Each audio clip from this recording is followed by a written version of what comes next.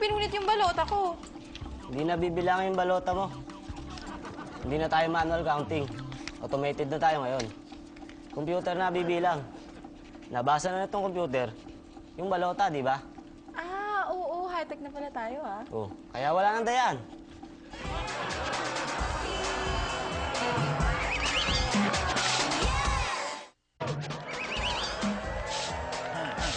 Handa ka na bang matalo sa akin, Jim? Ang kapal talaga ng mukha mo, Mr. Ex-President. Kung matatalo man si Jim, eh hindi dahil sa'yo. Kung hindi dahil sa akin, tama ba? Alam mo, Ate Glo, ako mataas ang kumpiyansa ko. Sigurado ako ang mananalo. Di ba?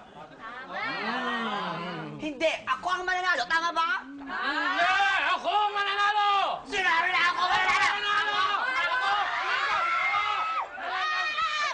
Wait lang! Tumigil kayo dyan, ah. Sinisigurado ko ang mananalo, syempre, ang mahal ko. Ang mahal ni BFF at ang mahal ng bayan ni si Jim. Ay, I'm sorry, Peachy, pero nagkakamali ka.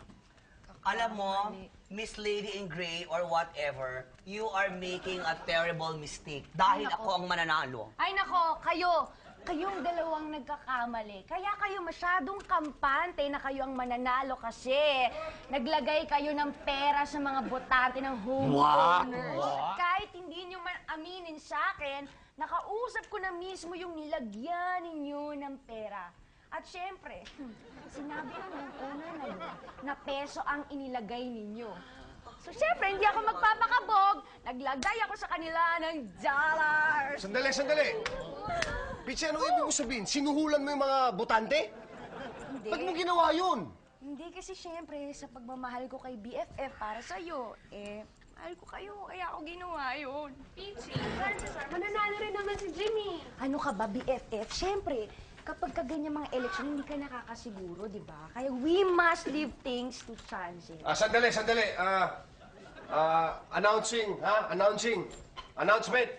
sa mga homeowners. I will withdraw my candidacy. Kahit matalo man ako, ayoko na. Hindi ako papayag sa mga ganun. Sulang na ganun. Naman. No way. Hindi sigurado niyan. Ako na ang mananalo! Ay, hindi! Ako pa rin ang mananalo! Ako pa rin! Ako pa rin! Ako pa rin! Ex-president ang manalo kasi kakilala niyo yung computer operator. Hindi, baka nga si Ate Glo kasi kilala niya rin yung computer operator. Computer operator!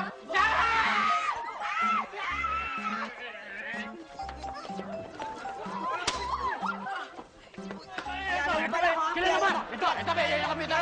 Ito ba yung computer operator na kilala mo? Yan ba? Kilala mo yan eh. Ikaw may kakilala dyan eh.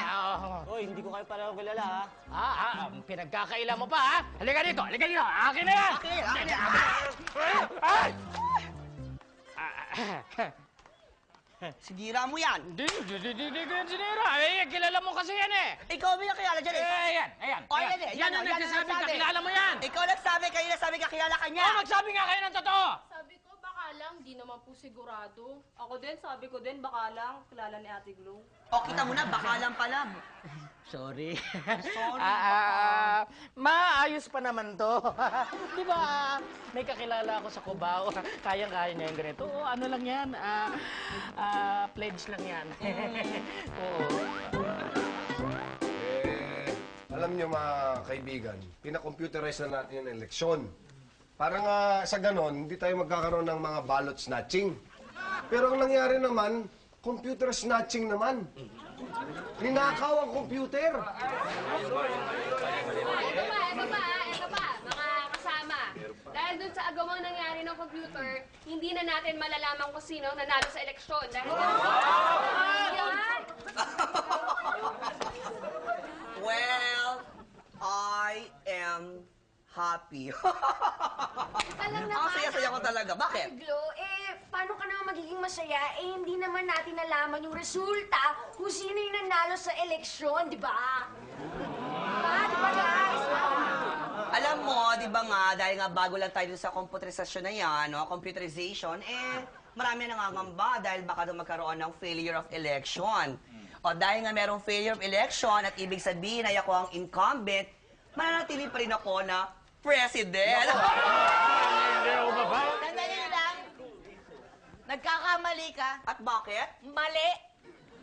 Alam mo, meron dito sa charter ng ating Homeowners Association na kapag nagkaroon ng failure of election, ang incumbent ay wala na rin sa pwesto.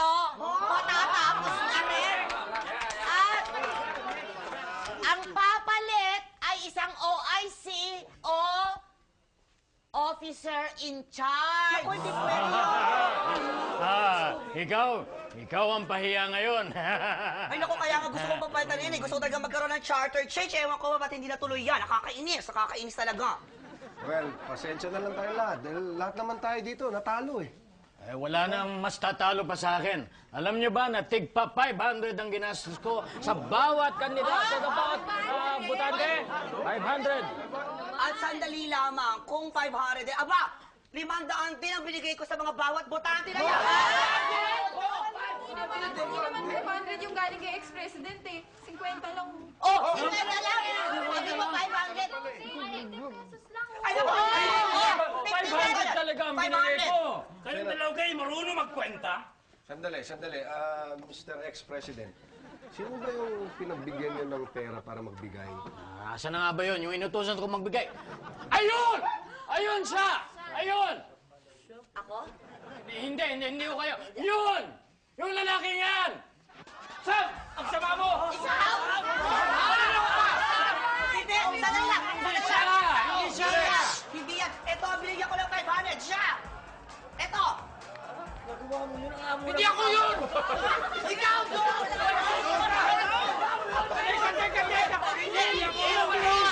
Ito! Ito ang binagbigyan namin. Teka, mamel, ako! Ikaw na naman. Ano to? Sige dito. Ikaw na naman. Ikaw na naman nanalo dito. Lahat kami talo, ikaw na ang nanalo dito. Hindi ko alam yun eh. Ba't mo ginawa yun? Ano yung ginawa ko? Anong ginawa? Pinagnakawan mo na naman itong mga to. Ako Ang acting mo, kabisado ko yan, Macario. Hindi. Kabisado ko yan. Ibalik niyo na yung pera namin! Ibalik niyo na yung pera namin! Ito!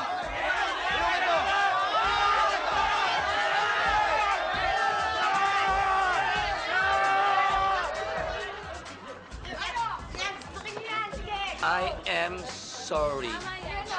Kinalulungkot ko ang nangyari sa ating barangay.